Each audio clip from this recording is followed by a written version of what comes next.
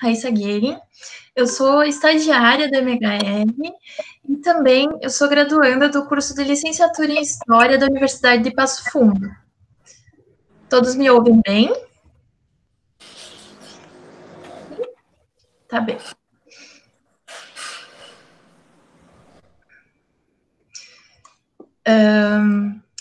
Essa live de hoje, ela está sendo realizada em parceria com o Instituto Histórico de Passo Fundo e a Prefeitura Municipal de Passo Fundo, contando com o apoio do Arquivo Histórico Regional.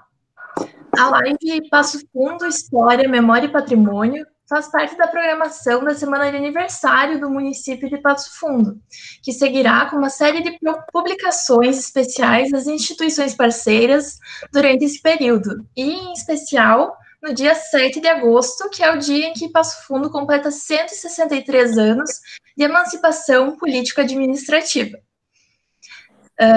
A reunião está sendo gravada e será compartilhada posteriormente no canal do YouTube do MHR e repostada nas redes das demais instituições parceiras. Então, se alguém não conseguir acompanhar a live desde o começo, não conseguir acompanhar a discussão, a gente vai ter essa forma de disponibilização depois. Eu peço que os ouvintes mantenham os microfones desligados e que, se tiverem alguma dúvida no decorrer da live ou quiserem fazer algum comentário, que utilizem a caixa do chat que fica aqui no cantinho da live, tá? Para fazer esses comentários ou para solicitar para fazer um comentário usando o áudio posteriormente, tá? Depois da exposição dos convidados, da discussão dos convidados. No final, eu vou abrir um espaço para essa discussão e para a resposta dos questionamentos e dos comentários. O Museu Histórico Regional de Passo Fundo pertence à Prefeitura Municipal de Passo Fundo e é vinculado à Vice-Reitoria de Extensão e Assuntos Comunitários da UPF.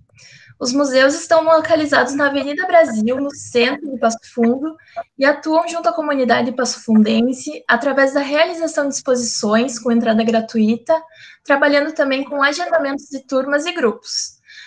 No momento, o museu se encontra fechado ao público e, por esse motivo, nós estamos trabalhando remotamente. Para tentar estreitar esses laços públicos, estão sendo realizadas diversas ações online através do Instagram e do Facebook do MHR. A live, como eu já disse, ela está sendo realizada em parceria com a Prefeitura Municipal de Passo Fundo, que está aqui representada pelo secretário de Cultura, o senhor José Henrique Fonseca, em parceria com o Instituto Histórico de Passo Fundo, também representado pelo seu vice-presidente, Diogo Carvalho, e com o apoio do Arquivo Histórico Regional, representado pela coordenadora do arquivo, a professora doutora Gisele Zanotto. A ideia dessa live, então, foi chamar pesquisadores que contribuíram e continuam contribuindo para a construção da história local. Desse modo, a gente pretende discutir hoje as dinâmicas de ocupação do espaço em Passo Fundo, percorrendo os caminhos para a estruturação do seu território. Desde o início da ocupação, passando pela chegada de diferentes povos colonizadores, o início do núcleo urbano, bem como as dinâmicas que definiram a modernização e a expansão urbana e a sua implicação na questão da preservação do patrimônio histórico do município. Para tanto, a gente tem como convidados hoje os historiadores Alex Vanin, Diogo Carvalho, Diego Bassin e Eduardo Nack. Então, agora eu vou apresentar os nossos convidados. O Alex Antônio Vanin, ele é mestre e doutorando em História pela Universidade de Passo Fundo, além de ser membro efetivo do Instituto Histórico de Passo Fundo. A sua área de pesquisa contempla história indígena, história regional e história de Passo Fundo. O Giovan Vinícius Carvalho é mestre e doutorando em História pela Universidade de Passo Fundo e ocupa o cargo de vice-presidente do Instituto Histórico de Passo Fundo.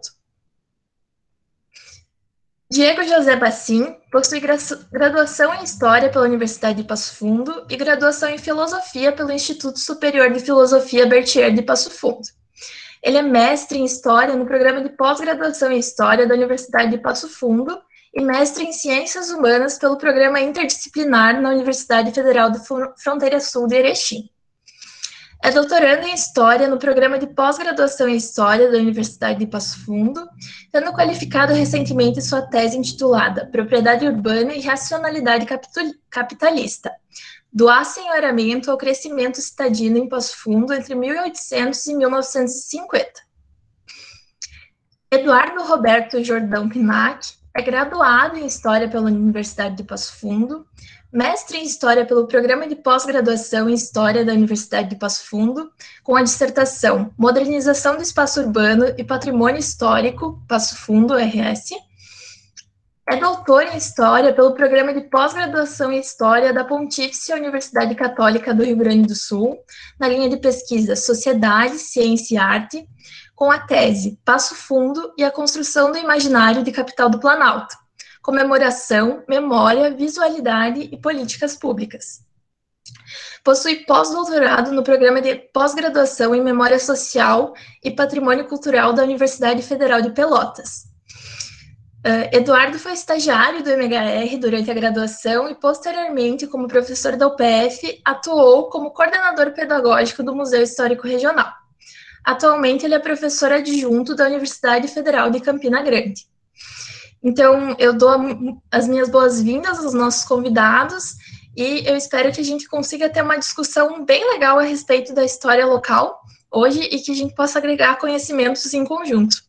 Então, agora eu passo a palavra para os nossos convidados. Acho que começamos com o Alex e podemos ir fazendo essa discussão em conjunto. Certo. Começamos, então. Me ouvem bem?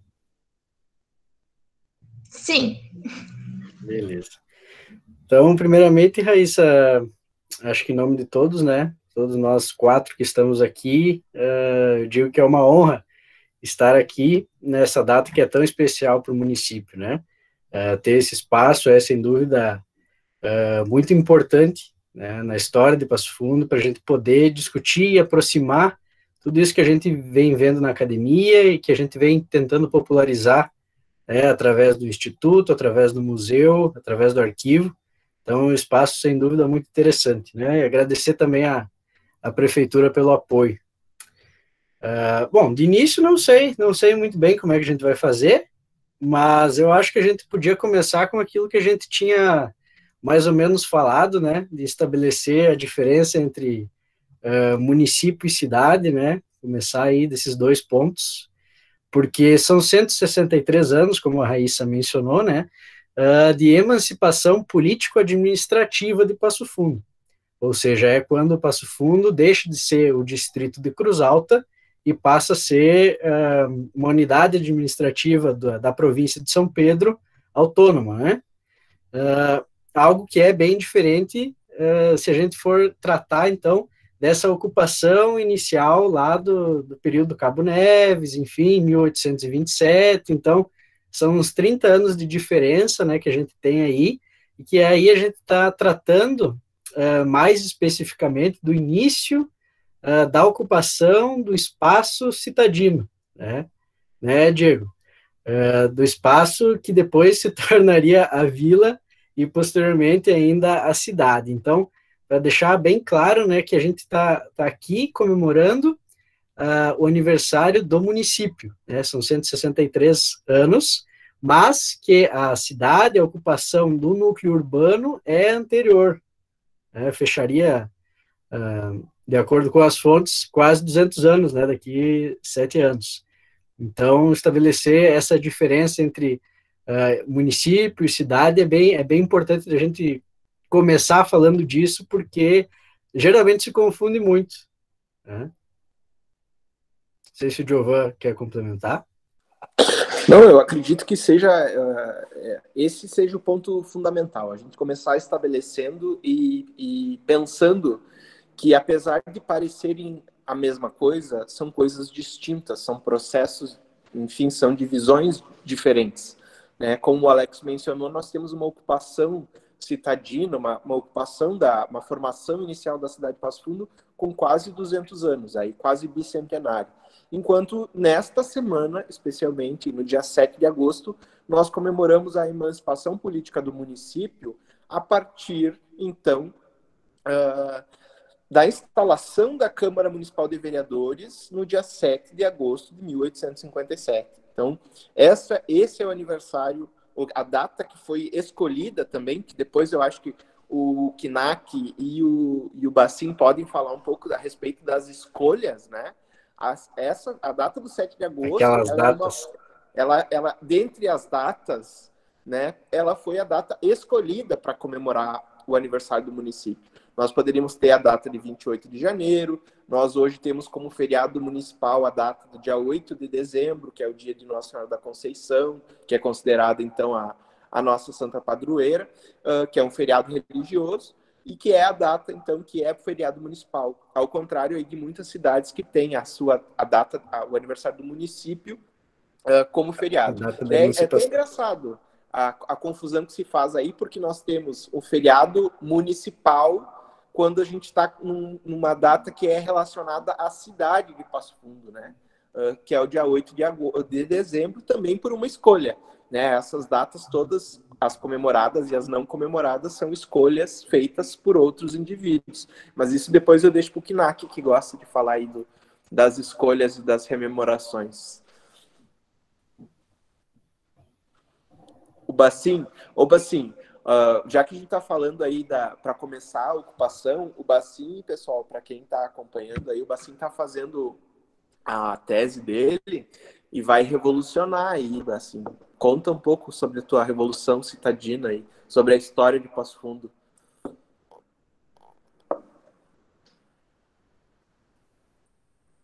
Revolucionar talvez seja um termo meio forte, né? Eu acho que a tese ela vai ter a proposta de rediscutir algumas interpretações que foram consolidadas na historicidade de Passo Fundo e que mais ou menos elas se transformaram em uma argumentação ou um discurso naturalizado. Do tipo,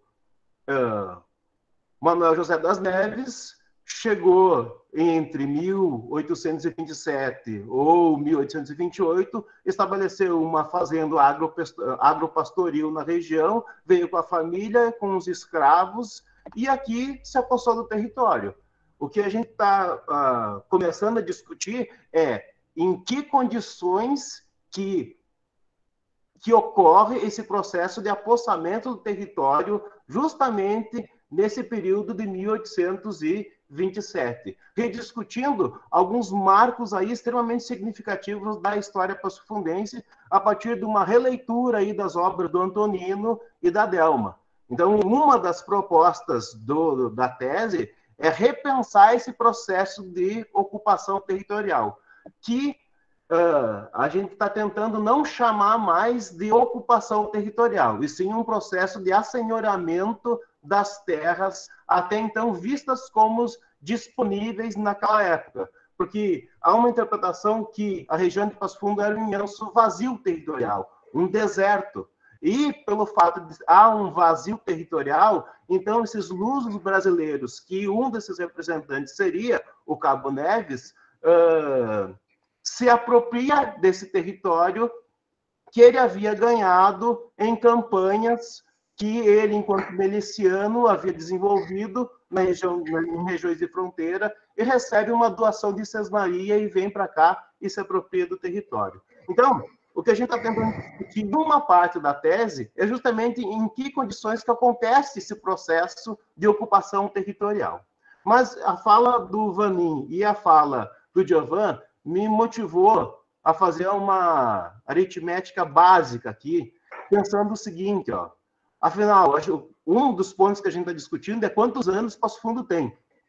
Talvez essa seja uma das discussões, porque a gente está partindo do pressuposto que Passo Fundo tem 163 anos, o que seria ingenuidade eu afirmar aqui que não tem, porque é justamente isso que a gente está celebrando. E com todo o mérito. Entretanto, se a gente for regressar ao tempo, eu poderia dizer que Passo Fundo teria 173 anos se eu levar em conta a data de 1847, quando Passo Fundo passa a ser freguesia.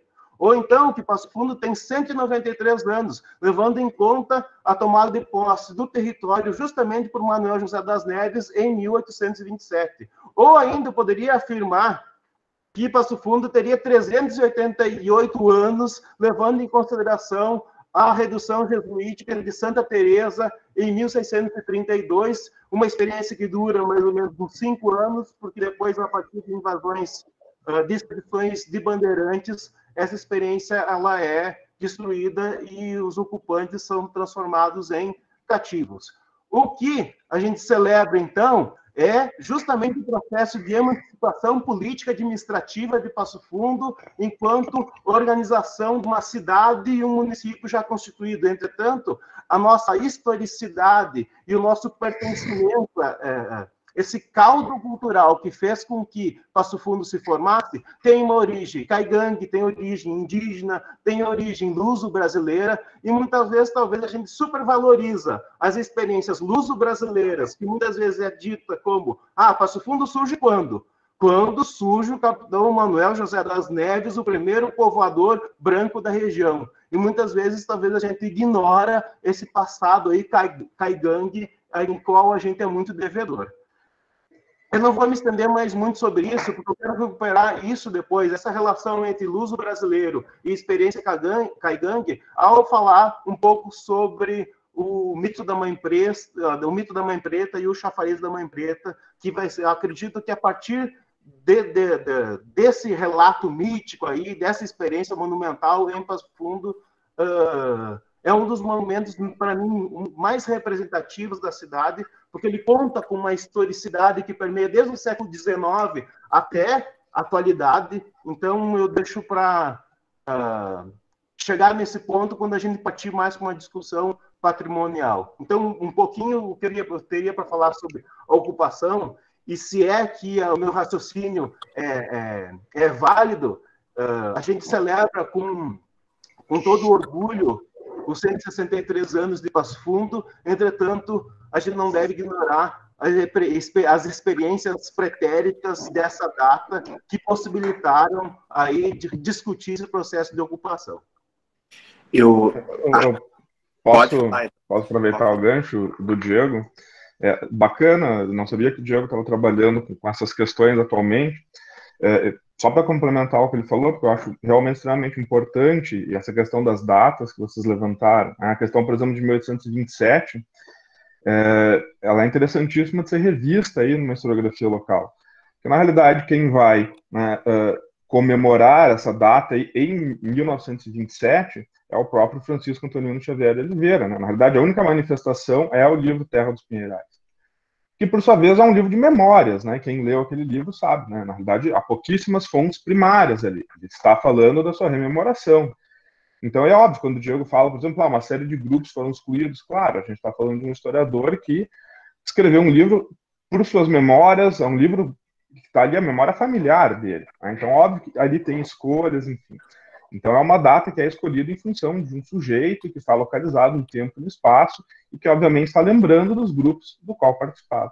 E falo isso sem demérito nenhum ao Antonino Xavier, né? Porque na minha tese, inclusive, eu defendo que ele, para aquela sociedade do início do século XX, era, de fato, um historiador.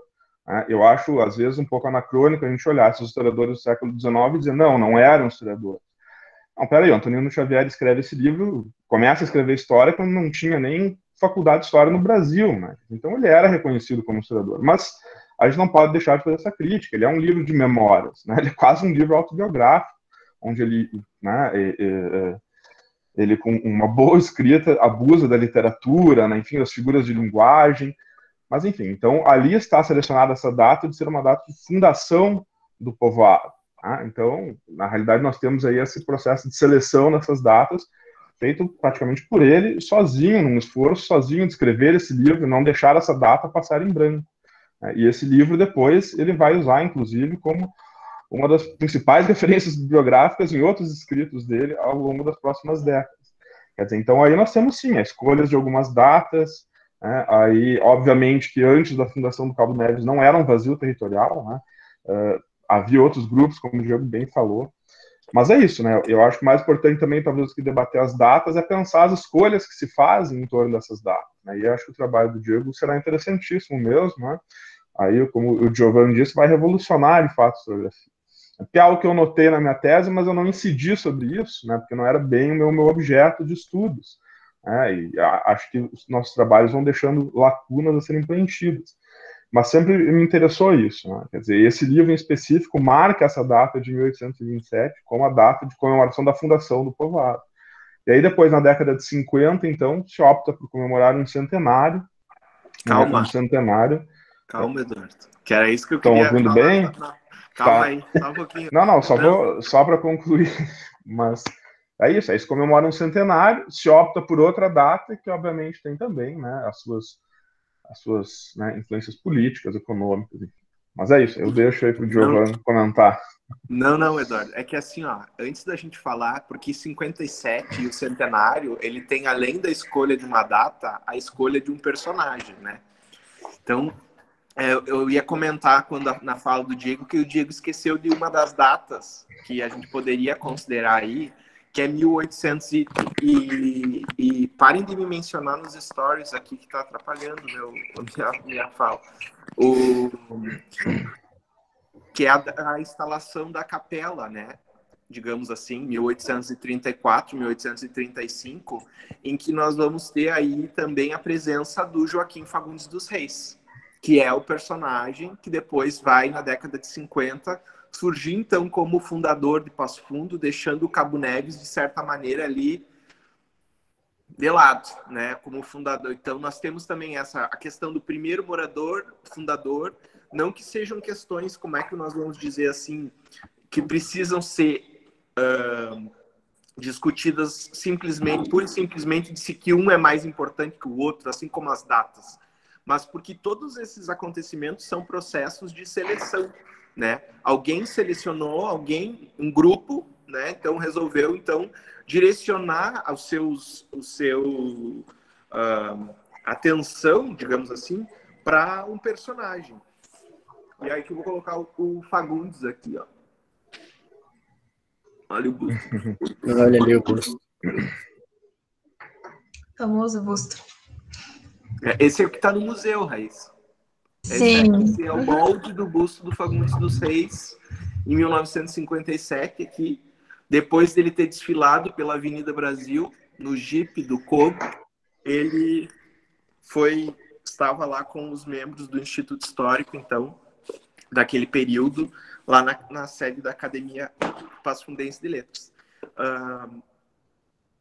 Bom, Raíssa. Eu gostaria de, antes da Raíssa comentar, só aproveitar a oportunidade aí do gancho do Djavan para acrescentar alguns comentários a mais aí à fala dele, referente a essa dicotomização que ocorreu aí entre o Fagundes dos Reis e vamos chamar de Capitão Neves, né? Isso. Merecido título de capitão. Cabo, né? Há um bom tempo atrás já, e ele foi promovido a capitão, né? Então vamos tratar ele com a patente que ele merece daí. Vamos chamar ele de Capitão Neves. Bom, mas essa ideia de uma polarização do discurso entre o Fagundes e o Neves também foi construído. Eu acho que tu aborda muito bem isso, Diovan.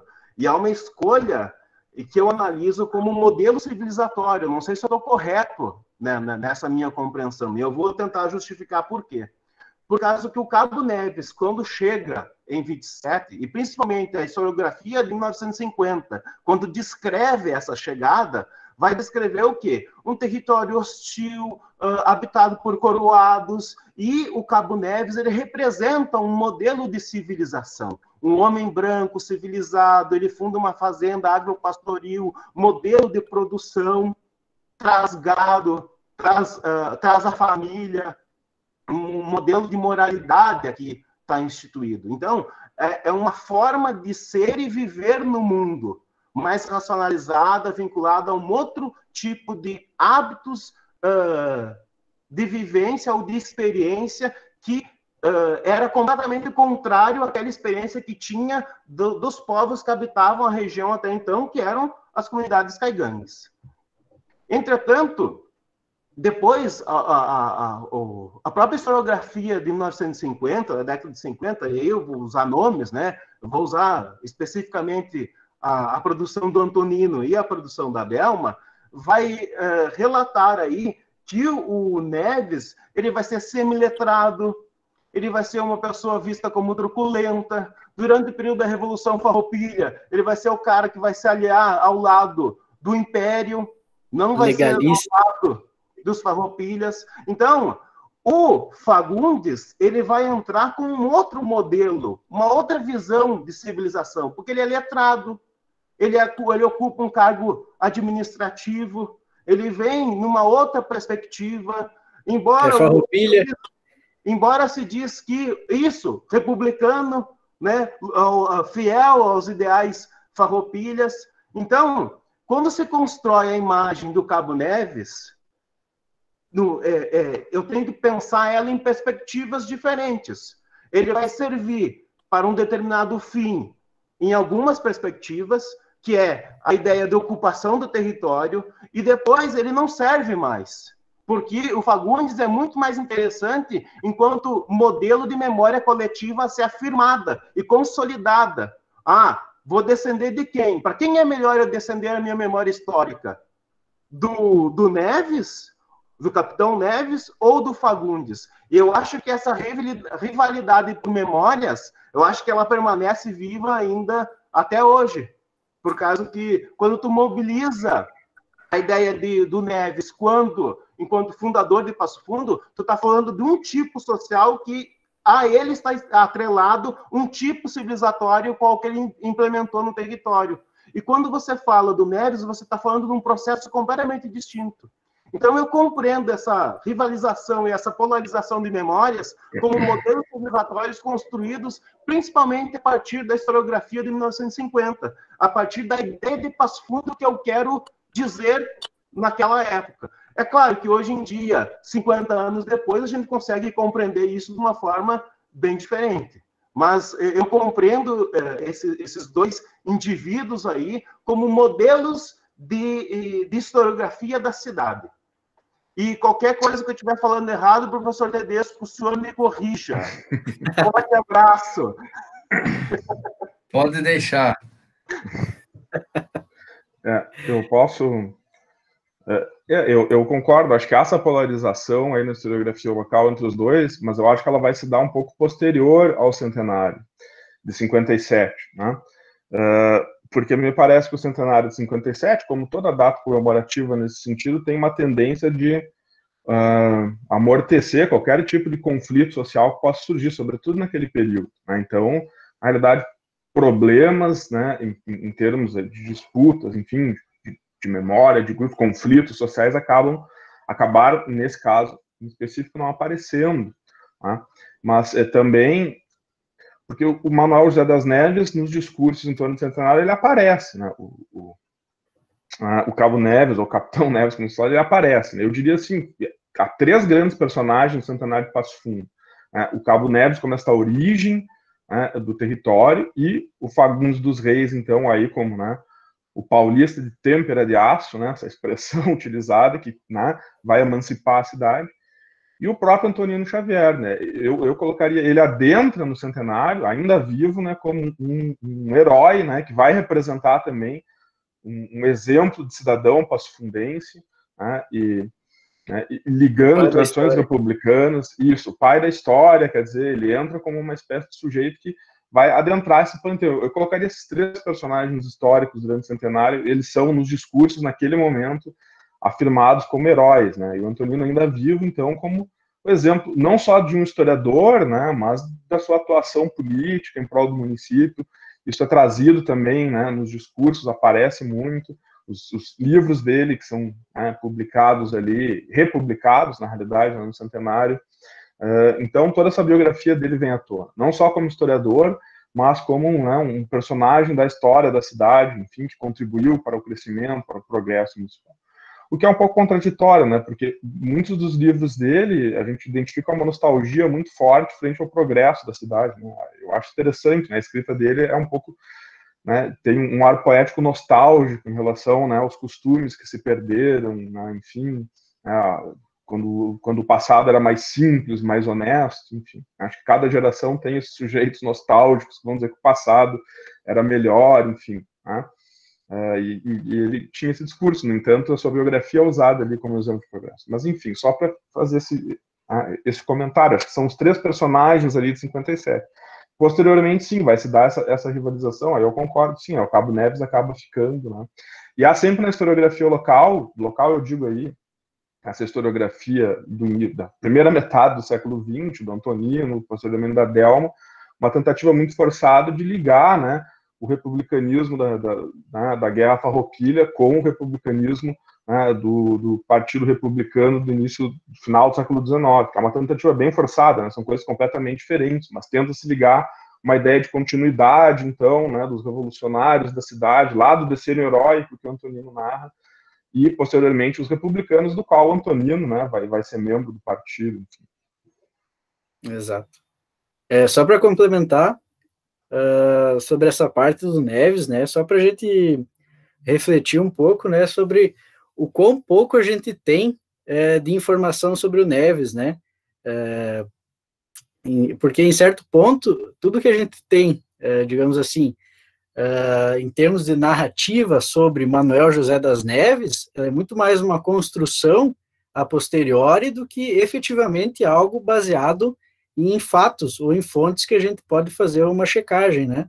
Então, esse personagem que a gente tanto se refere, ele está muito mais travestido de uma memória posterior do que efetivamente ao Manuel José das Neves. É muito mais um personagem do que propriamente o sujeito que se instalou, digamos, em 1827 ou 28, né? Inclusive essa dúvida é própria do Antonino, e até então a gente não teve uma comprovação, digamos, factual, né? A gente tem o Manuel José das Neves, mas a gente não tem, digamos, elementos que sustentem ele para além, por exemplo, de Passo Fundo.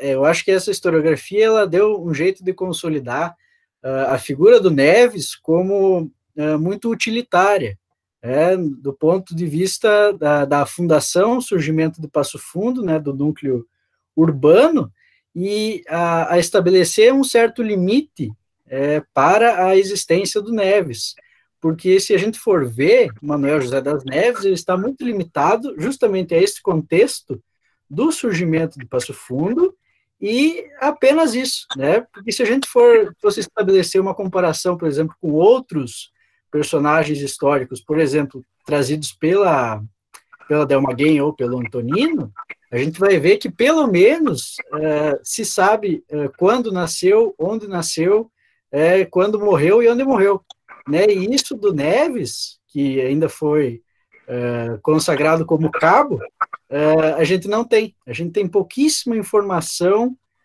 digamos, de fonte primária sobre Manuel José das Neves, e o Diego também testemunha disso, né, Diego?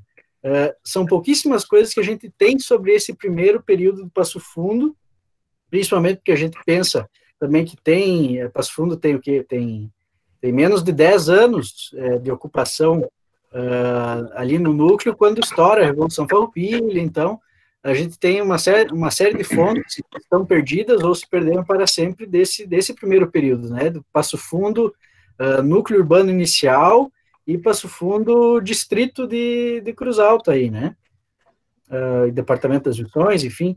Então, eu acho que o grande desafio para nós, historiadores, agora que vemos essa historiografia do Antonino, analisamos, assim como o Diego fez, assim como o Knack fez, propor justamente novas perguntas sobre essa historiografia inicial, né? Tanto sobre a ocupação, sobre o surgimento de Passo Fundo, aí do núcleo urbano, e também do próprio município, né? Porque senão a gente fica numa narrativa que reifica o que o Antonino diz, né? E a gente segue utilizando muitas vezes a mesma narrativa dele, que é, digamos, simplória, mas é a narrativa, digamos, natural, digamos assim, para se pensar a história de Passo Fundo, e não vamos à frente em outras frentes, né, buscar outras fontes, enfim, mesmo para questões da emancipação, né, a gente tem poucas fontes, também, se a gente for ver, do período anterior a 57, né, a gente tem várias coisas na Câmara de Cruz Alta, mas a gente ainda não chegou, né, a ir lá, olhar, buscar novas perspectivas, né? Alex, Oi. acredito que essa questão também da questão utilitária do Cabo Neves, ela se dá em função da doação, da suposta doação que o Cabo Neves faz. É por isso que ele precisa aparecer em algum lugar, digamos assim, né? Porque não teria como ignorar essa doação. Ele aparece para justificar isso. Isso, exatamente. Até porque também a gente tem que pensar, né? Se a gente for recorrer à documentação de época, se a gente for recorrer aí à documentação da Câmara de 1857, naquele momento se falava em um outro doador, o Manuel Alves da Cunha, que é um personagem que vai para a Soledade, mas que depois, com a narrativa historiográfica construída pelo Antonino e pelos sucessores dele, chegando até nós, digamos assim, ele é esquecido. O Manuel Alves da Cunha não é mencionado, não se preocupa em saber quem doou o quê, quem fez o quê. Enfim, não que seja necessário saber, mas que o Cabo Neves, ele vira esse personagem porque em 84 a filha dele vai lá perante ao tabelião e diz, olha, meu pai e minha mãe doaram uma terra assim, assim, assado, né, que é a terra do centro. Naquele caso, os descendentes do Manuel Alves da Cunha não fizeram isso. Então, aquilo que se entende é que depois vai constituir a cidade de Passo Fundo, o centro de Passo Fundo, e aí eu nem vou entrar na questão dos terrenos foreiros aí que o Diego Bassim e que o Frederico Dauti, que a Maria Virgínia está aqui assistindo, fez o estudo dele lá na década de 50, aquilo que se constituíram como os terrenos foreiros, né? Então, assim, a gente tem que eu acho que, resumindo um pouco disso que o Alex falou e que a gente está colocando aqui, é que, assim, apesar de nós termos muitas coisas naturalizadas sobre a história de Passo Fundo, nós temos ainda pouca produção que busque olhar de uma forma crítica para esses processos.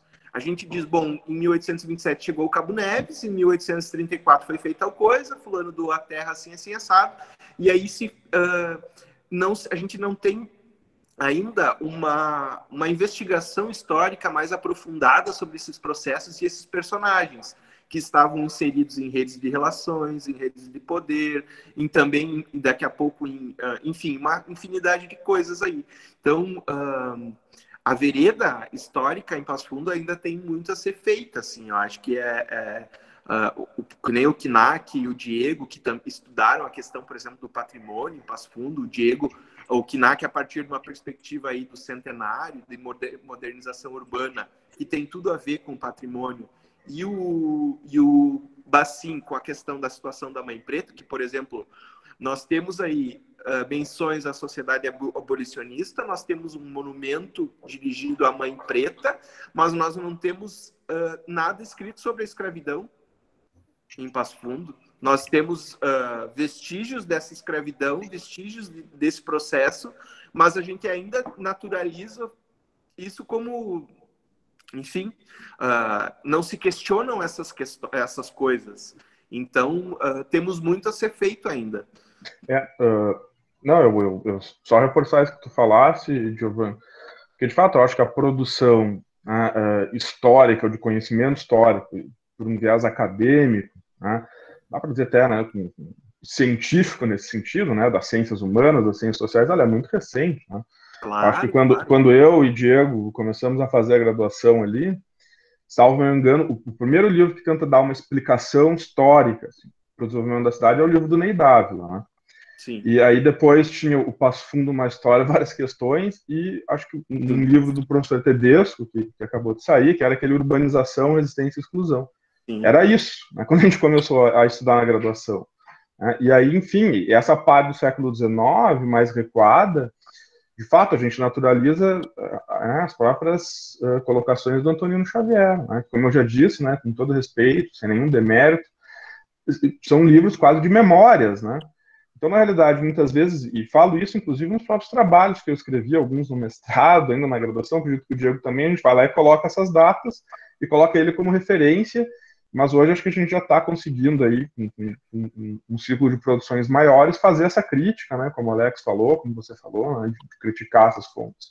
A gente naturalizou esses dados que, na realidade, vêm de memórias, né, de um historiador no início do século... Enfim, ele começou a escrever bem, acho que o primeiro livro dele é de 1909, se não me engano, né? É ali daquela primeira... 8, é daquela primeira década ali.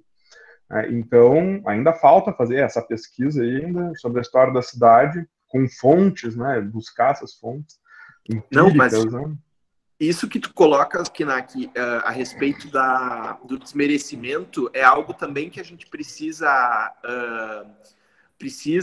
ter, né?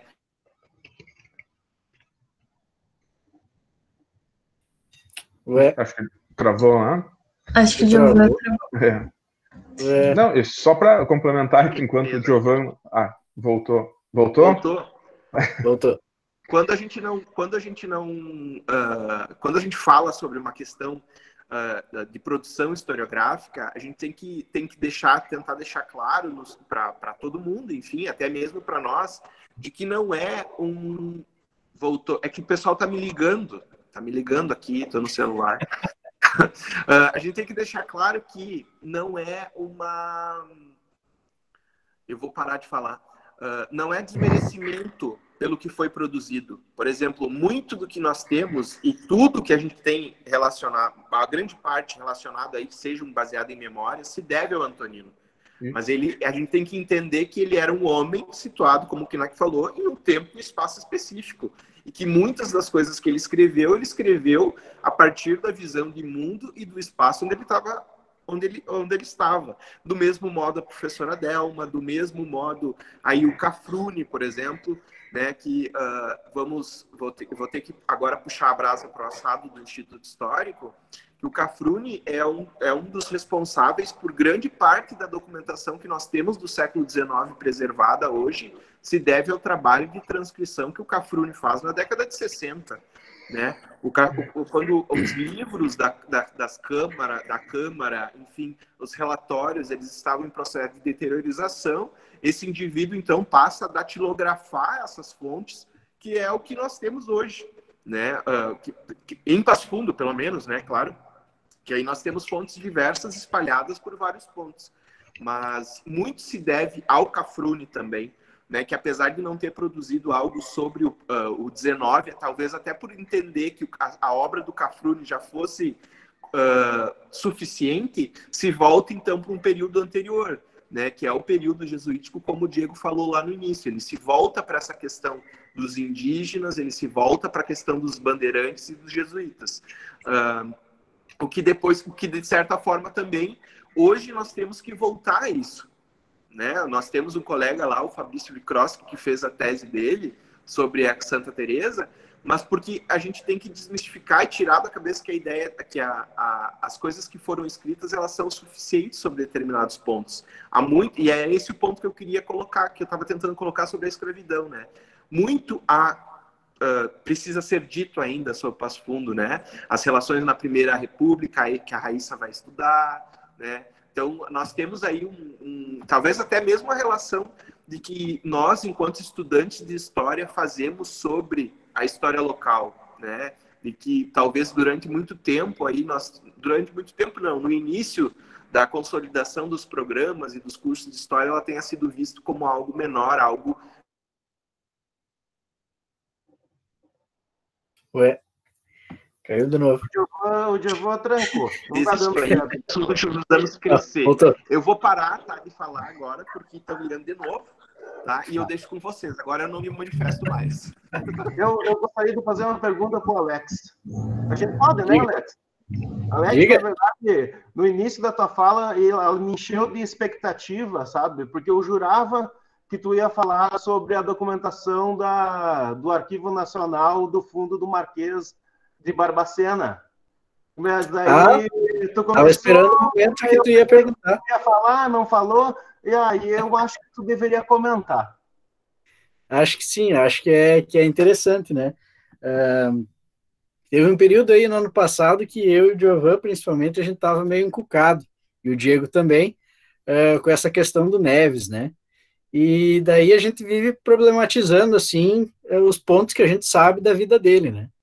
Então, um dos que a gente foi atrás foi essa narrativa que o Antonino tece sobre ele, essa primeira, que refere ele como um soldado na Guerra da Cisplatina, né?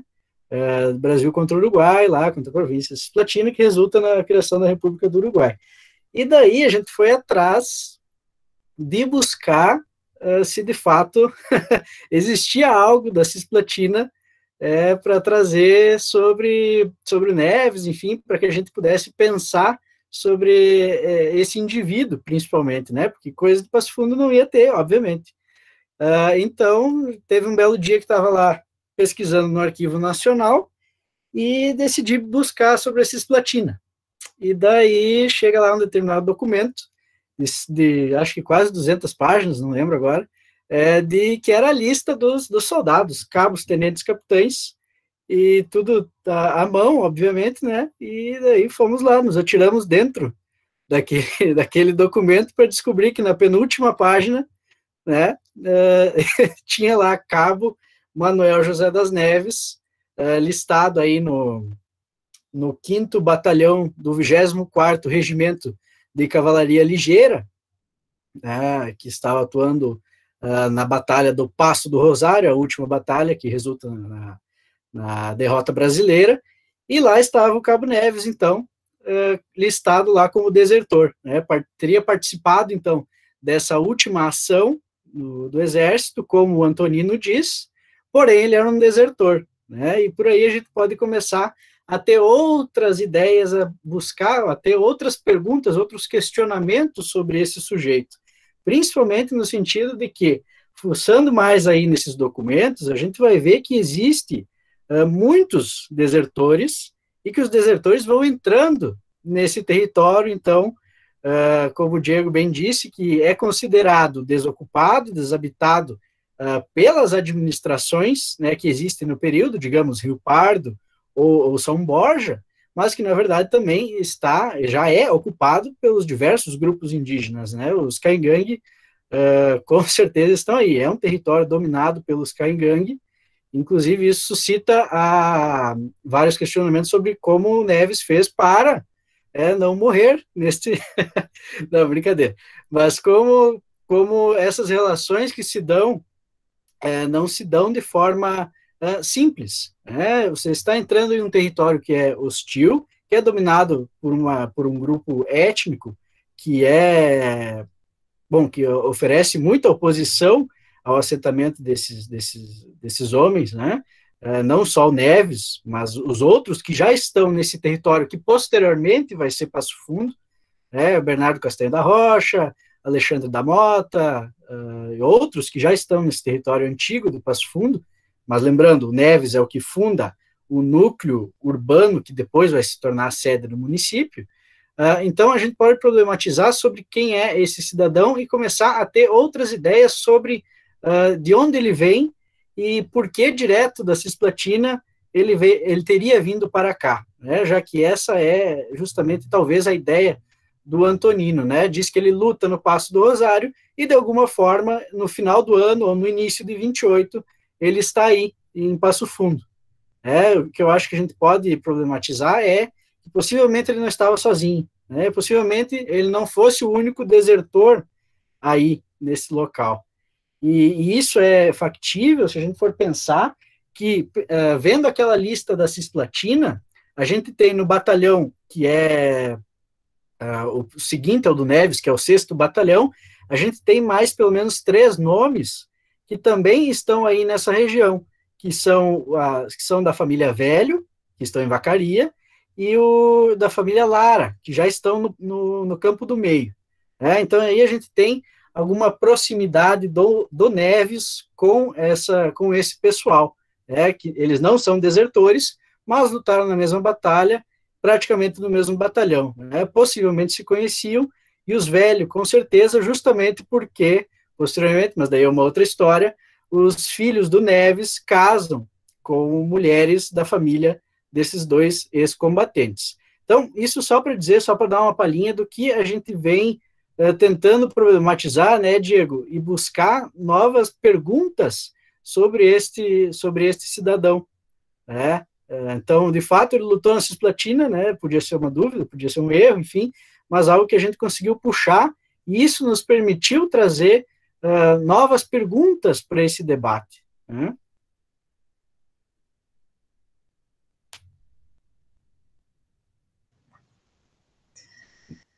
Importante as questões que vocês estão trazendo, né, desse debate historiográfico, né, que a gente tem, dessa história que vai se contando e se recontando, né, dessa memória que se perpetua e dessa história que se vai construindo, né. Então, vocês apresentaram, né, a construção feita pelo Antonino Xavier, a construção feita pela Delma Guem, e hoje, a partir da década de 90, anos 2000, a gente tem uma produção acadêmica intensa, uma produção acadêmica bem grande a respeito da história local, né, e ainda temos, e ainda estamos escrevendo sobre a história de Passo Fundo, essas representações, mas o que ainda se discute, por exemplo, em sala de aula, quando se vai falar de história local, ainda é essas representações que a gente tem lá do Antonino Xavier, né? Essa história que se perpetua. Então, eu acho que é importante esse encontro que a gente está tendo para debater essas revisões, essas reescritas da história, essas novas interpretações, para a gente poder dar um material até para professores, né? Que tenham que trabalhar a história local, a história de Passo Fundo em sala de aula, né? Então, muito importante essa discussão. Quem quer seguir? O valor da... Peraí, Diego. Eu lembro que quando estudei lá na terceira série História de Passo Fundo, o negócio de Passo Fundo assim, se justificava por Cabo Neves, né, que eu lembro vagamente algo sobre isso, mas a única coisa que eu lembro é do chafariz da Mãe Preta. Para mim, a história de Passo Fundo, há uns 18 anos atrás, era isso. 18 não foi ano passado?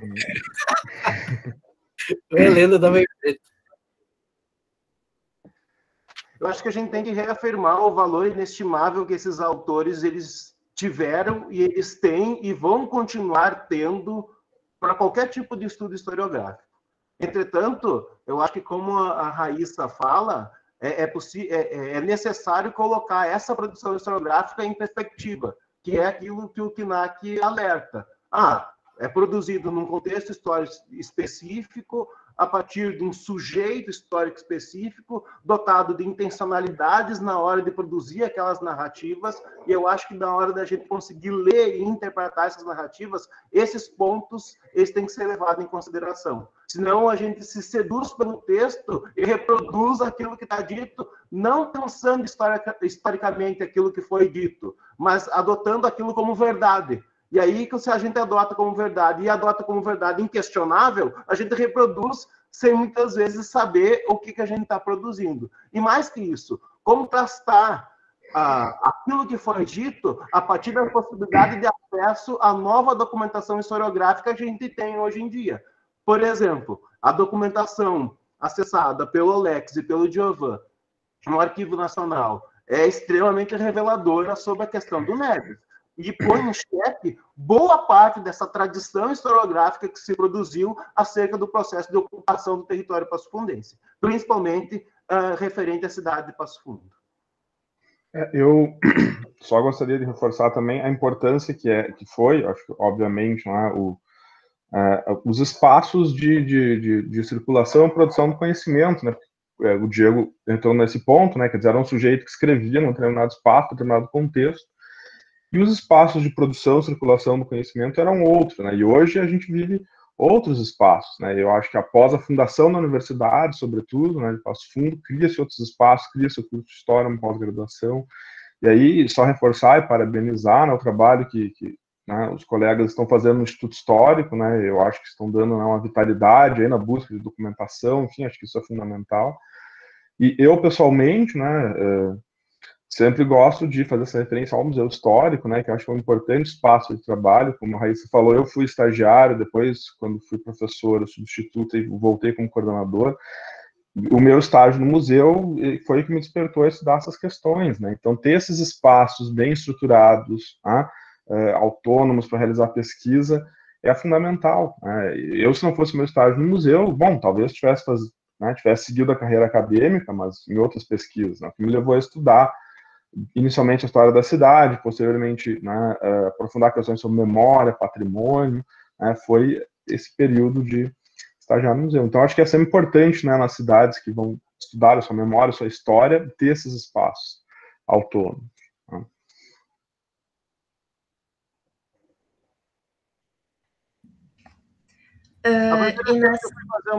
Eu vou te interromper, Raíssa.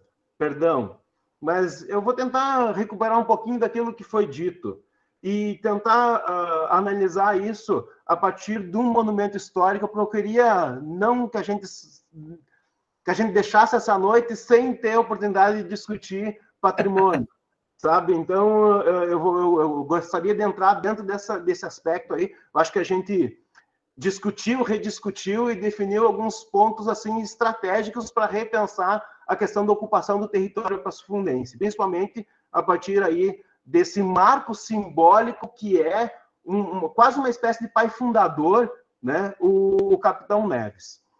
Mas, se a gente for pensar, a gente tem aí, associado ainda à ideia do Capitão Neves, o chafariz da Mãe Preta, né? Porque, como a gente bem disse, o Neves vem com um monte de gente, vem com escravos, e conta-se a lenda que um desses escravos era uma mulher de nome Mariana, e a partir dessa mulher de nome Mariana, a gente tem a constituição aí do mito da Mãe Preta.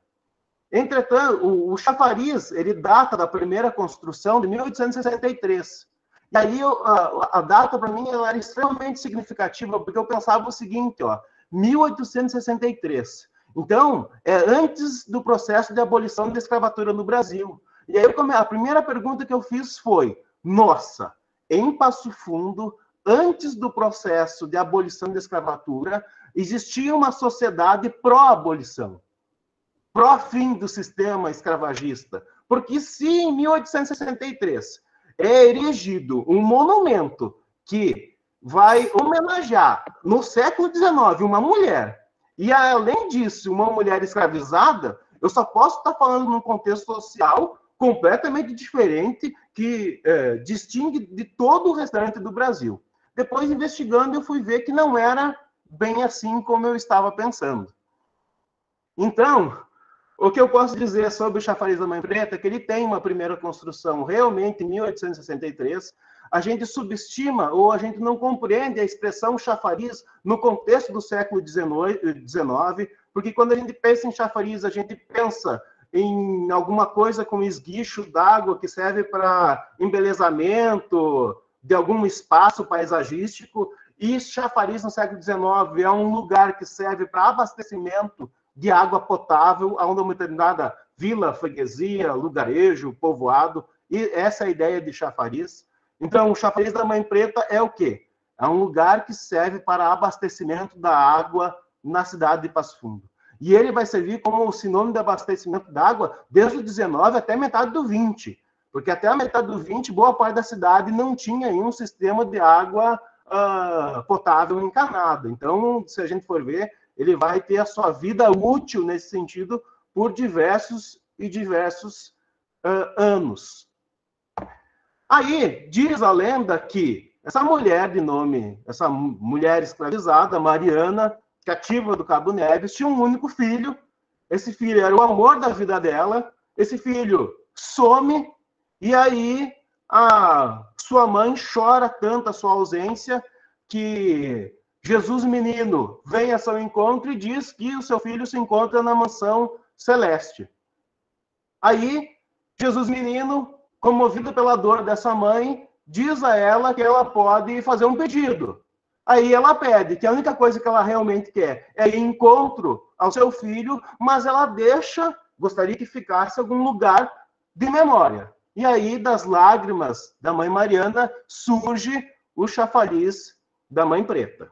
Entretanto, eu penso o mito do chafariz da Mãe Preta nessa versão aí de uma mãe preta escravizada, também em perspectiva. porque a gente tem que levar em consideração que antes dessa lenda do chafariz da Mãe Preta, a partir de uma mãe mariana negra, existia um outro relato mítico das comunidades caigangues, onde existia também uma mãe indígena de nome Goici. Essa mãe possuía um único filho, esse filho era o guarda dos ervais, que some em uma das suas rondas. A mãe, essa indígena, chora tanto a ausência do seu filho, que o urubu-rei transforma ela num pé de milho. Pé de milho. Tá? Agora eu pensei que eu estava equivocado, mas é um pé de milho. A tribo retira o pé de milho, e quando retira o pé de milho, surge a fonte que hoje a gente nomeia como a fonte do chafariz. Esse lugar, onde era chamado de Aguada, onde hoje tem o chafariz da Mãe Preta, ele era um lugar estratégico, por causa que, de certa forma, as tropas que iam para a feira de Sorocaba, que elas paravam bem num tapão, onde era um lugar aberto, que, de certa forma, era um ponto estratégico, tanto de proteção contra possíveis investidas dos índios caigangues, como um lugar bom de se acampar, porque tinha uma boa aguada. E se diz que o Cabo Neves, logo que vem para Passo Fundo, ele vai se estabelecer naquelas cercanias. E depois, devido às condições de ser muito alagadiço a região, ele sobe e vai se estabelecer onde hoje é a Praça Tamandaré. O que eu compreendo é o seguinte: com a vinda do Cabo Neves e com o aumento do processo de povoamento regional a partir ali do início do século XIX, como quem tinha uma relação de proximidade com essa aguada era o elemento servil, que eram aqueles que buscavam a água para abastecer nas casas dos seus senhores, de uma mãe indígena vai surgir uma mãe preta. Então, eu começo a pensar que esse mito ele é ressignificado a partir dos grupos sociais que tinham um contato completamente cotidiano com aquele espaço cultural. Entretanto, o chafariz da Mãe Preta só vai ser chafariz da Mãe Preta, monumento histórico, a partir de 1982. Ele surge quanto monumento somente nessa data. Desde 1863 até 1962, ele era simplesmente um chafariz. Ele teve, em algumas versões, em algumas edificações, além de uma utilidade, ele tinha uma utilidade pública, né, que era o abastecimento da água, mas ele também vai ter uma utilidade social, porque nas edificações que foram feitas em 25 e depois na edificação que foi feita em 1963, vai ser construídos tanques que aproveitavam a água do chafariz, e boa parte de mulheres que trabalhavam como domésticas ou lavando roupa vão se utilizar daquelas mesmos tanques como um recurso de desenvolver a sua própria atividade produtiva. Em 1965, o chafariz vai ser destruído, porque ele era visto como um entrave à urbanização e ao progresso da região do Boqueirão.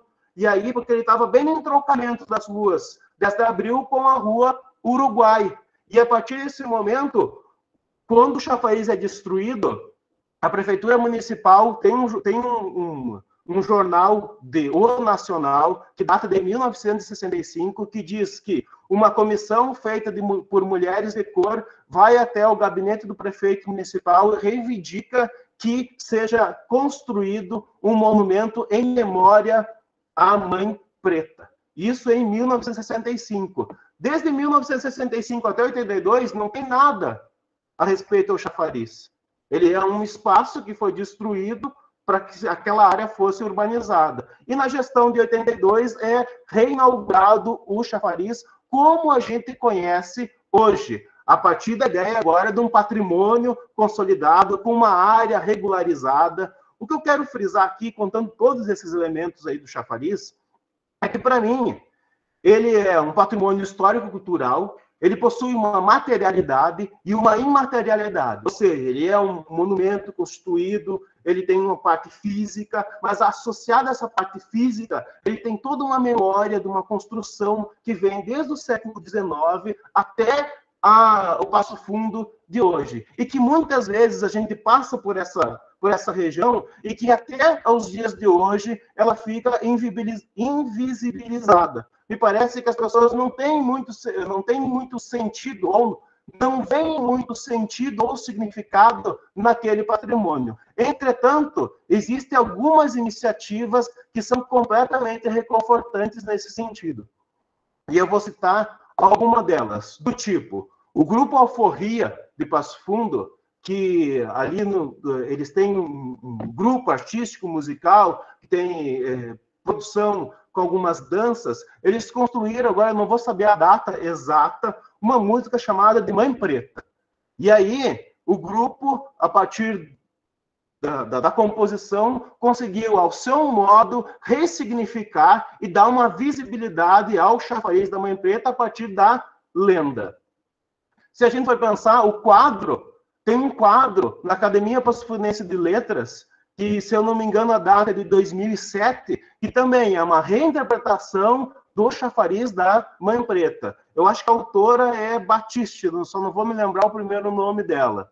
Mas, para mim, o mais importante é a nova significação que o chafariz da Mãe Preta está tendo na data aí que a gente vive, a partir desse movimento que permeou aí as redes sociais e as ruas de várias capitais do mundo inteiro, que é Vidas Pretas Importam. A gente tem aí a iniciativa de um grupo que eu vou ler aqui para mim não estar falando bobagem, tá? Porque daí eu quero fazer propaganda da iniciativa, porque eu realmente acho ela válida, então eu vou... Batalha da Mãe Preta? Isso, a Batalha da Mãe Preta a partir das manifestações culturais do hip-hop. Eu acho que essa iniciativa, hoje em dia, ela realmente consegue juntar patrimônio histórico cultural regional, dando um enfoque para a questão de Passo Fundo, aglutinado ao contexto de lutas sociais hoje em dia, envolve a questão da população mais jovem, mais adolescente, e busca atrelar esses contextos a uma representatividade que é nossa, que é constituída do nosso patrimônio histórico-cultural. Então, a Batalha da Mãe Preta, para mim, ela é extremamente significativa a partir aí da questão eles chamam dos poetas de ruas, que vão estar fazendo agora as rimas a partir das plataformas digitais, e nomearam isso como a Batalha da Mãe Preta. Eu acho que é uma apropriação válida, ressignifica o chafariz da Mãe Preta e, além disso, dá uma função social a partir de uma noção de pertencimento desses grupos que agora passam a significar o patrimônio de forma diferente. Eu acho que eu me estendi, né?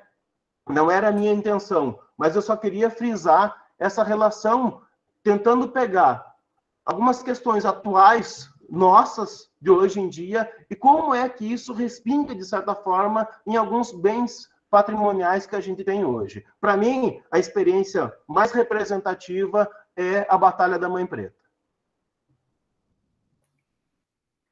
Como a gente mesmo está mudando agora no nosso presente, né, colocando um novo tijolo, né, nessa história da Mãe Preta, né?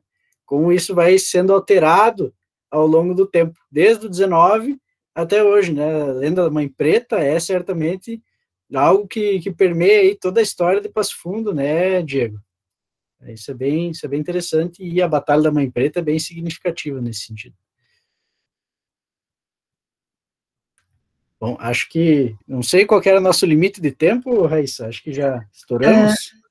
Acho que mais uns 10 minutinhos, aí eu vou abrir para perguntas. Okay. Quem quiser se inscrever aqui nos comentários, que quiser falar com o microfone, né? Não precisa ser inscrito, pode ir se inscrevendo, daí só vamos fazer um fechamento.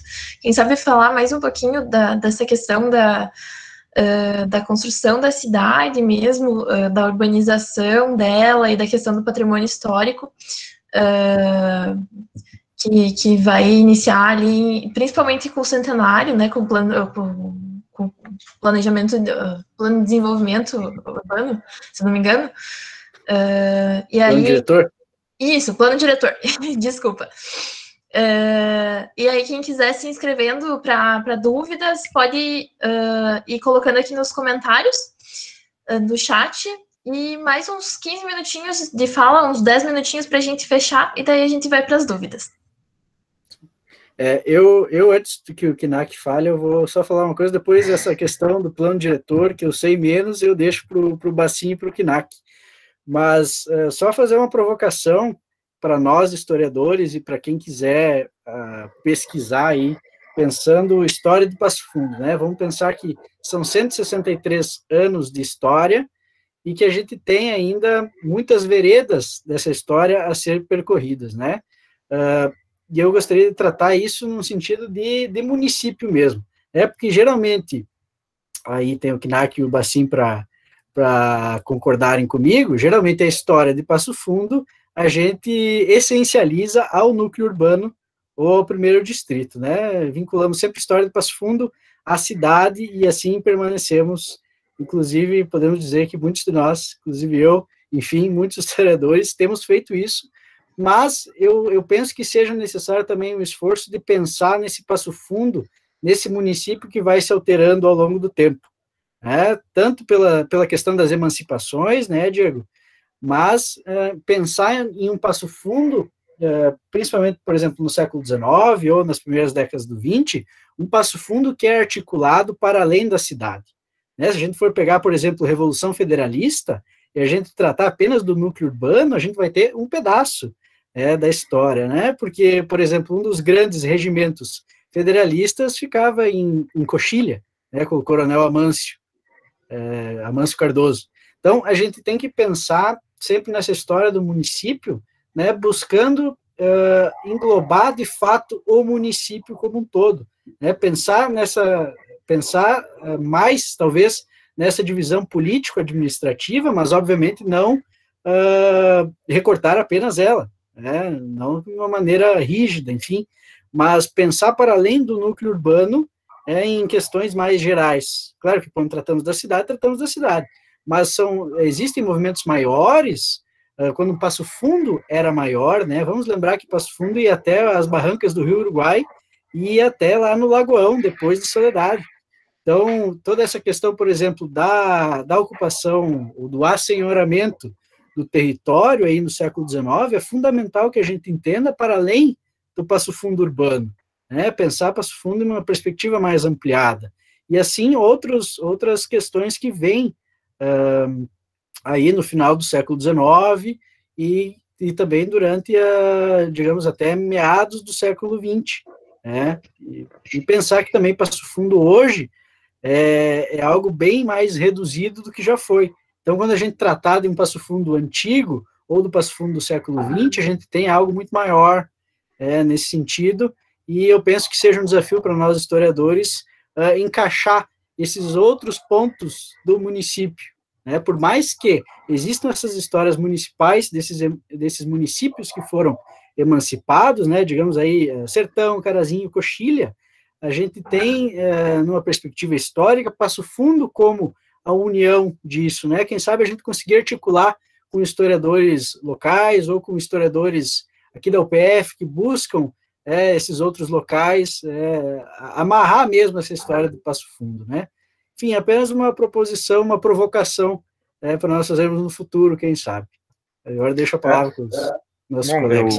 O Giovan pediu para dizer que ele tinha uma outra reunião e acabou saindo, Então, é isso aí. Não, eu concordo com o Alex, acho que Passo Fundo, pela própria natureza, sobretudo, eu acho que até a metade do século XX, ela tem que ser pensada em conexões com outros espaços. Acho que o próprio Rio Grande do Sul, nesse sentido, tem que ser pensado em conexões com outros espaços.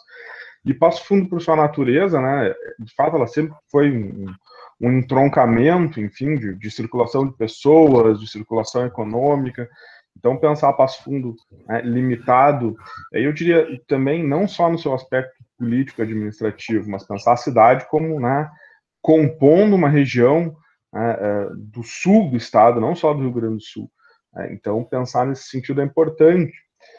Mas também tentando comentar um pouco o que a Raíssa coloca, né, essa questão do patrimônio, da modernização, do PDDU. Quando eu trabalhei com a minha dissertação, né, eu trabalhei mais diretamente com questões relacionadas ao patrimônio, e vocês comentaram essa relação entre modernização e patrimônio, que foi algo que marca não só Passo Fundo, mas marca uma série de cidades, né, do Brasil. Quando eu analisei os processos de tombamento, porque isso foi, na realidade, né, a base da minha dissertação, foi analisar os processos de tombamento até então, né, que eram os bens tombados até 2002, né, que era o que constituía de patrimônio tombado pelo município até 2002. Nas justificativas, sempre me despertou muita curiosidade essa questão de que o patrimônio que existia em Passo Fundo fazia uma referência ao progresso da cidade, à modernidade urbana, ou a uma memória política quase sempre vinculada ao PRR, aí, né, ao Partido Republicano Rio-Grandense. Por isso que eu fui tentar entender, né, e depois, inclusive, na tese, né, a origem dessa ideologia progressista, digamos assim, que tem, na realidade, várias ramificações. Né? Mas aí que me apareceu nas minhas pesquisas o próprio Plano Diretor de Desenvolvimento Urbano, né, que começou a ser elaborado em 53 e foi efetivamente aprovado em 57, quer dizer, ele foi gestado nessa década do centenário de Passo Fundo e muito em função, né, a tentar afirmar aí a cidade como, né, um polo, né, uma capital do Planalto, como eu usei essa alegoria, digamos assim, na minha tese. Né, quer dizer, Passo Fundo ser um centro regional precisava, então, né, de uma diretriz para o futuro. Então, esse plano é voltado para o futuro, e esse plano é interessante, porque muito do que está proposto dele ali nunca foi realizado. Então, nós temos ali, né, um futuro passado, né, como diria o Koselleck, né, nós temos uma visão de futuro no passado que, na realidade, não foi concretizado. Mas é interessante, é um documento interessante de analisar, e acho que ali está expresso muito dessa aspiração ao progresso, à modernidade. Ele foi um plano elaborado por dois arquitetos que tinham um renome até internacional, né, foram responsáveis por planos de outras cidades, como Florianópolis, por exemplo, que era o Edvaldo Pereira Paiva e o Demétrio Ribeiro, e que eram arquitetos aí de uma vertente Le Corbusiana, né, quer dizer, então, era, de fato, né, dois arquitetos que tinham uma tendência aí, né, a modernização da cidade, nesses parâmetros, né, do planejamento urbano e arquitetônico, mas que, por sua vez, e tinha por praxe, o Demétrio Ribeiro, depois eu lendo alguns textos dele, algumas entrevistas, ele mesmo fala, nós tínhamos de praxe em cada cidade que nós íamos ler sobre a história local para tentar entender e tentar prever o futuro dessas cidades. E vejam, né, nós estamos falando de arquitetos, de urbanistas com nome internacional, que para entender a história de Passo Fundo leram Antonino Xavier, né? E aí planejam muito desse futuro, o que está ali, né, de histórico é, na realidade, a leitura do Antonino. Então nós temos naquele plano, né, uma confluência aí, né, de um pensamento Le Corbusiano internacional com, né, o pensamento do Antonino Xavier. Né? Nós temos essa fusão. Mas, enfim, é isso. Eu acho que com o plano diretor, embora não tenha sido realizado, né, ele lança diretrizes aí para uma modernização, transformações urbanas da cidade. Quando a gente fala em modernização, também está falando de um turbilhão de coisas. Né?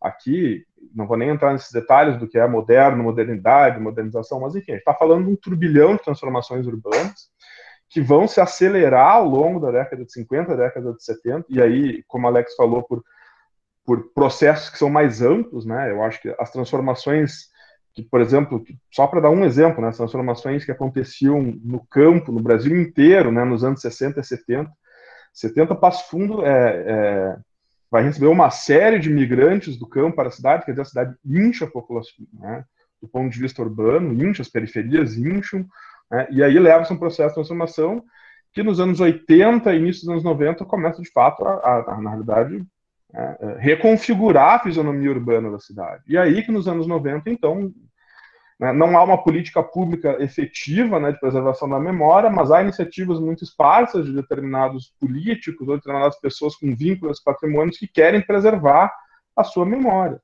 E aí, obviamente, a gente está falando de grupos que têm vez e voz na política local. Então, por isso, por exemplo, que a gente vê, né, que a gente não vê, aliás, né, não vê referenciais culturais, né, de grupos de afrodescendentes e, bom, indígenas nem se fala, né, no centro urbano da cidade. Mas, né, nos anos 90, então, a gente tem esses bens que eu analisei na dissertação. E aí, por isso, uma memória política, uma memória, né, a iniciativas, como eu falei, esparsas de vereadores, ou, por exemplo, de pessoas que tinham vínculos afetivos e emocionais com os patrimônios, o caso, né, da igreja metodista, né, salvo me engano, quem propõe é o Talito, que tinha um vínculo com o Instituto Educacional, com o IE, quer dizer, então nós temos isso, nós não temos ali nos anos 90 e até início de 2000 uma política pública efetiva que vá essas iniciativas. Por isso esses bens que eu analisei naquele momento, né, remetiam então a essa ideia de uma memória política, de um progresso econômico, enfim. Bom, isso passa a palavra aí para o Diego, se ele quer me contradizer aí em alguma coisa? De forma alguma. Eu só aprendo contigo cada vez mais, Kinak. E eu acho que o único adendo que eu poderia fazer na fala do Kinak é que Passo Fundo vinha em uma perspectiva de modernização do seu espaço urbano. Eu acredito que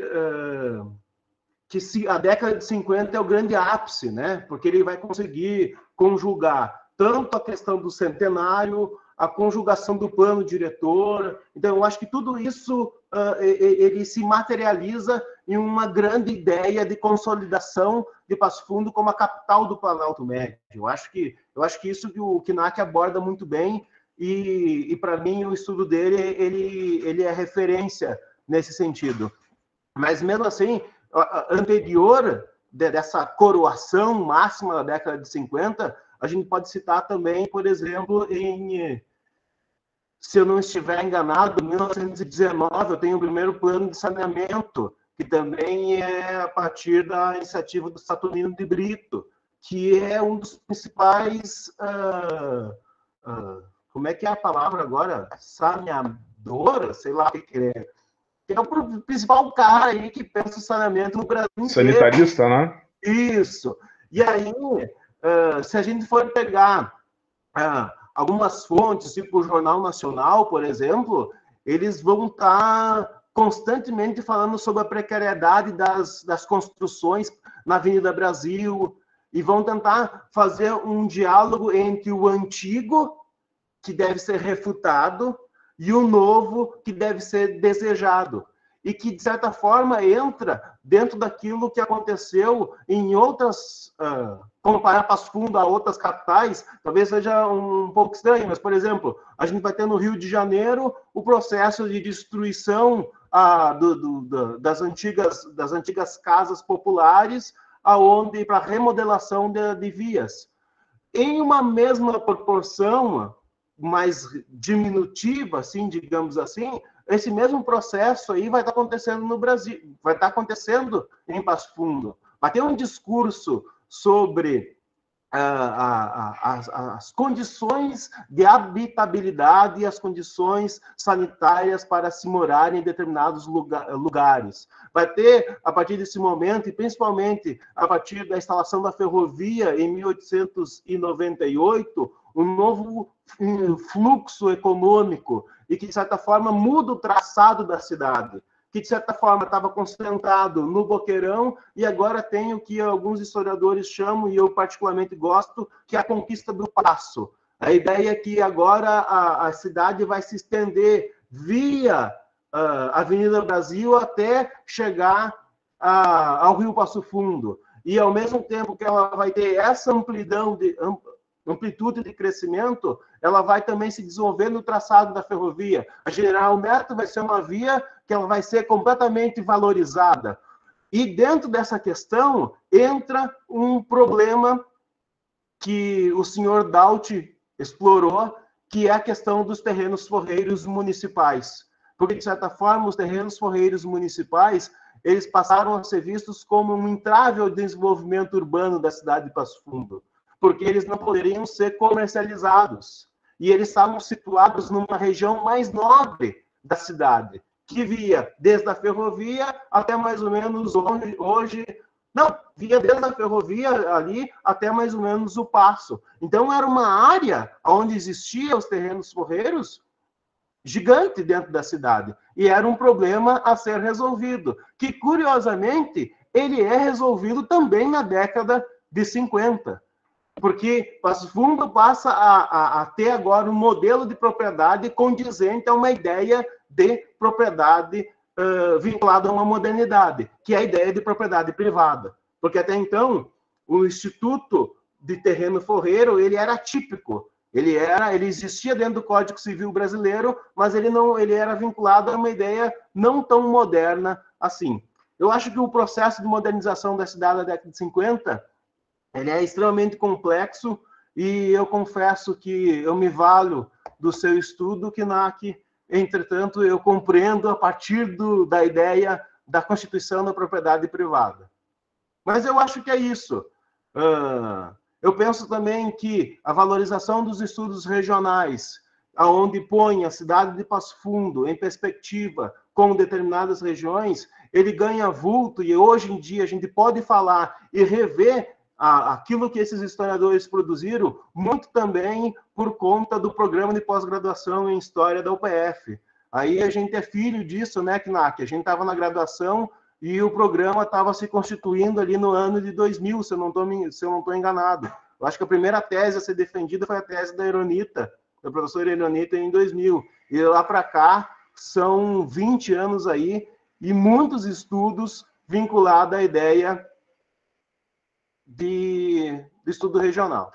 Então, eu quero agradecer a oportunidade, Raíssa aí, representando o museu, colegas aí, Giovan, Vanim, Eduardo, sempre é bom reencontrá-los, o pessoal aí que se dispôs a nos escutar, e acredito aí que a gente fica à disposição para eventuais questões. Muito obrigado mesmo. Isso, muito obrigada, Diego. Então, agora eu vou abrindo para questões, né? Já começamos com uma questão da Maria Virginia Daut. Só antes de eu ler, eu vou pedir, se alguém que tiver alguma questão ainda, depois que a gente terminar de responder essa, pode fazer até por áudio, né? Nos comentários a gente não teve nenhuma questão, mas comentários assim mesmo. Mas a Maria Virginia Daut Barão pergunta: na década de 50 ou 60, o Clube Visconde do Rio Branco era um marco da cultura africana? Eu acho que isso tem muito a ver também com a questão do patrimônio, né? A questão do prédio do Clube Visconde do Rio Branco. Isso. Bom, eu também quero aqui agradecer o convite, né? Sempre bom rever os amigos e colegas que estão aqui, né? O Diego. O Alex eu conheço virtualmente agora, né? Mas já havia trocado outras mensagens, e-mails, Raíssa, mas Gisele, o professor Tedesco, que estava aqui, o Fernando, o Juliano Rosso também, a Fabiane. Enfim, é bom, né, rever os colegas e amigos. Em relação a essa questão, eu não sei dizer se ele era um marco da cultura africana, né? Porque eu acho que afirmar isso talvez esteja mais vinculado com um contexto político do presente, né? Mas ele estava em funcionamento. Eu lembro que no concurso para a Rainha do Centenário, ele é um dos clubes que participam, né, com a sua candidata, enfim. Agora, concordo com a Raíssa, acho que tem relação com essa questão do patrimônio também. Quando eu fiz a minha dissertação, né, como eu falei, eu trabalhei com esses bens que constituíam uma memória, enfim, os bens tombados constituem uma memória política, né, de determinados grupos, enfim, mas eu fui procurar outros referentes culturais. E um desses era o Clube Visconde do Rio Branco. E aí eu termino, na realidade, a minha dissertação com uma comparação, digamos assim, de processos de tombamento, de projetos de tombamento, tá? Que foi o da Academia de Letras e o Clube Visconde do Rio Branco. Porque, do ponto de vista de sua deterioração antes do tombamento, os dois prédios se encontravam iguais. A Academia de Letras, eu lembro disso até quando era criança, né? Você passava ali, tinha só aquela fachada com os pedaços de pau segurando para não cair, né? E o Clube Visconde do Rio Branco, no início de 2000, se encontrava na mesma situação. E, obviamente, houve toda uma mobilização para restaurar a academia, reformar, enfim, né, e aí se tombar. E o Clube Visconde do Rio Branco, eu lembro que quando eu estava escrevendo a minha dissertação, a Maria de Lourdes Isaías, né, tinha um projeto para transformar o clube num centro de cultura, aí sim, um centro de cultura afrodescendente em Passo Fundo. Inclusive, pelo que eu lembro do projeto, ela queria, inclusive, doar, né, aquele prédio para... Só que, enfim, só tinha também a fachada, né, entendo essas dificuldades de você se engajar, né, num projeto de recuperação, mas isso, né, a academia também só tinha a fachada, quer dizer. Então, aí, e claro que a academia também se valorizou do ponto de vista arquitetônico, edificação, mas do ponto de vista cultural, eu terminei deixando essa reflexão em aberto, quer dizer, um bem foi esquecido. Inclusive, e aí lembro que ela me entregou esse projeto, né, numa reunião que nós fizemos, acho que no gabinete do Juliano Rossi, quando ele era vereador, né, da época da derrubada da casa Gabriel Bastos.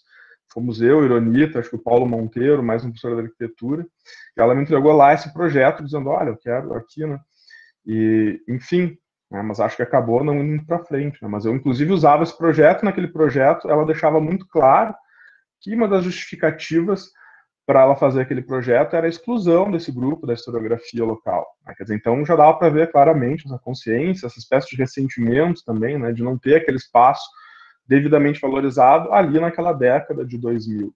Né?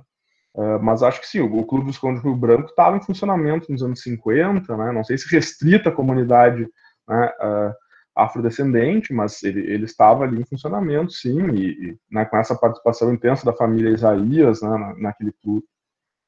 Bom, isso, obrigado. Mais alguma pergunta? Algum comentário? Alguém queira fazer? Podem ficar à vontade agora para, se alguém quiser abrir o microfone para comentar, podem ficar bem à vontade, não fiquem tímidos, ou se quiser utilizar o chat. Eu quero fazer uma pergunta, que eu voltei, e eu perdi uma parte da fala, daí eu queria que repetissem para mim. Não sei se é possível. Não, brincadeira. Eu quero aproveitar antes, já que a gente está se encaminhando para o final ali, a gente teve uns comentários interessantes. Agradecer, então, a oportunidade, agradecer também, em nome aí do Instituto, né, a parceria do museu e a parceria dos colegas aí do CNAC, que é membro correspondente do Instituto, apesar de não ter tomado posse, porque foi lá para cima, o Bacim, o Alex, né, que também são membros, enfim, que debates como esse possam acontecer mais vezes, agora aproveitar, pelo menos, que essa situação da pandemia não permite que a gente faça encontros presenciais, mas permite que a gente se reúna com pessoas que estão distantes fisicamente aí, né? Então, nós tivemos aí uma audiência de Floripa também, Dona Maria Virgínia, que sempre acompanha as nossas atividades, o próprio CNAC, que está lá em Campina Grande. Então, aproveitar que a gente aumente aí o número de discussões daqui a pouco, né? Pensando nesses encontros virtuais aí, que a gente possa avançar também nas discussões, né? Hoje eu sei que a gente levantou várias questões, né, Raíssa? Eu acho que essa era a ideia também, de não termos muitas respostas, mas sim a gente fazer colocações a respeito de coisas que estão dadas ou que supostamente já são consagradas aí, mas também de trazer relatos de experiência, de próprias pesquisas que já foram realizadas. Aí a gente tem tido experiências legais nas quintas-feiras, né, Raíssa? Acho que pode convidar o pessoal já para as discussões que vocês têm feito aí nas quintas-feiras, que é uma possibilidade de a gente conhecer um pouco mais sobre a história também, né? Que não é tão questionadora, não no sentido de não ser crítica, mas não no sentido de deixar tantas questões abertas, que nem a gente fez hoje, mas de que o pessoal tem usado para divulgar os trabalhos que têm sido feitos, que vêm para dar fôlego a essa nova fase historiográfica que a gente está vivendo aí, pelo menos na história local, né? Então, isso aí, muito obrigado pela audiência de todo mundo. A Fábio fez uns comentários ali, mas deve ser para falar bem de mim. Então, eu vou deixar para a Raíssa ler. Valeu, pessoal. E ela comentou isso, é muito bom e ia ser muito bacana ter mais discussões assim. Pois é, justamente a ideia para essa live de hoje partiu de que a gente já vinha tendo um projeto dentro do Museu Histórico Regional, que a gente está realizando lives no Instagram quinzenalmente, com convidados pesquisadores, graduandos, pós-graduandos em História, para a gente debater questões mais... temas mais específicos, né? A live de semana passada foi do encerramento da exposição do Instituto Educacional. A gente já teve lives também sobre questões museológicas, a live com o Giovan percorrendo o patrimônio histórico edificado aqui de Passo Fundo, então eu convido vocês também para assistirem e acompanharem essas lives no Instagram do Museu Histórico Regional. A gente vai estar semana que vem com o Diego, se eu não me engano, isso? Com a live, e daí no sábado a gente vai ter também a live da Semana do Patrimônio, né, que semana que vem já começa a programação da Semana do Patrimônio.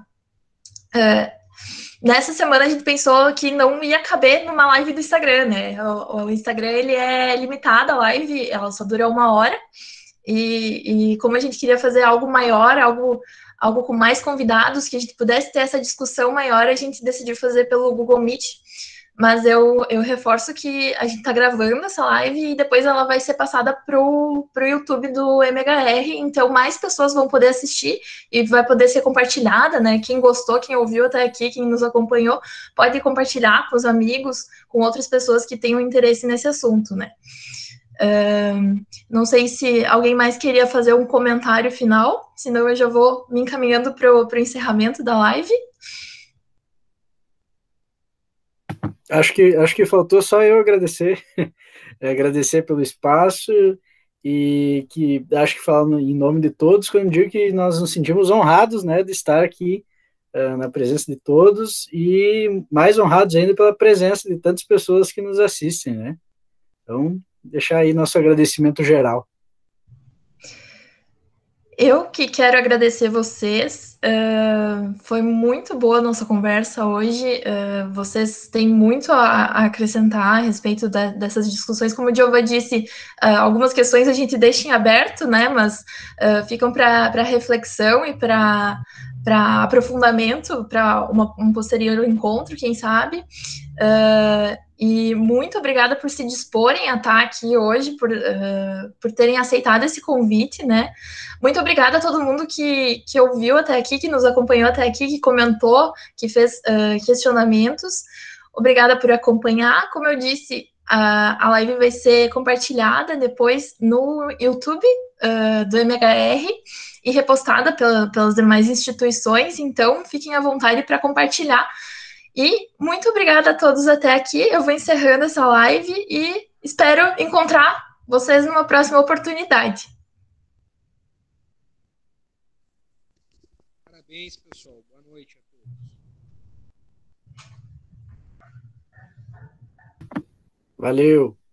Muito obrigada. Tchau, tchau, pessoal. Tchau, tchau. Tchau.